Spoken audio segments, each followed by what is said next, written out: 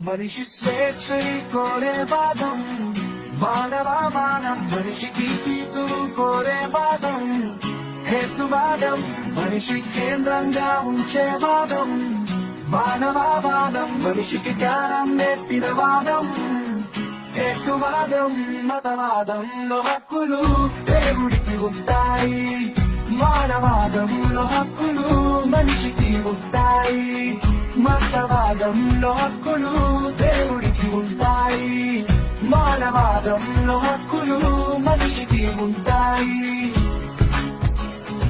అడుగేయర జ్ఞానం వైపు విడిచేయర ఉన్మాదం, అడుగేయర సత్యం వైపు విడిచేయర మూఢత్వం, స్వర్గం నరకం లాంటి భయాలు ఉండనే ఉండావు, దయ్యం ఆత్మ లాంటి భయాలు ఉండనే ఉండావు.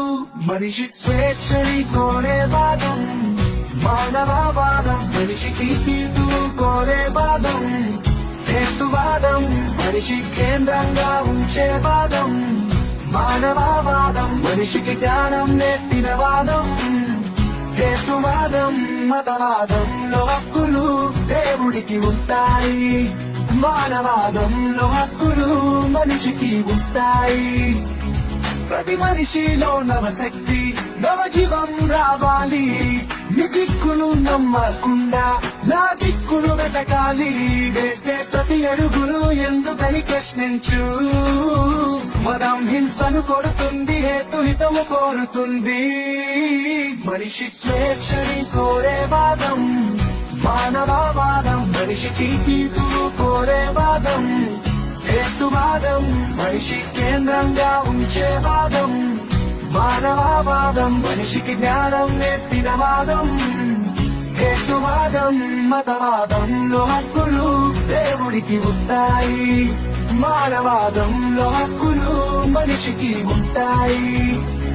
అణిచివేసే ఆచారపు అడ్డుగోడలు తొలగించు, మూఢత్వం నమ్ముకుంటూ మత భ్రమంలో బతకొద్దు, మతం ఆయుధమిస్తుంది, హేతు జ్ఞానమిస్తుంది, మానవాదం మతం కాదు జీవన దృక్పథం.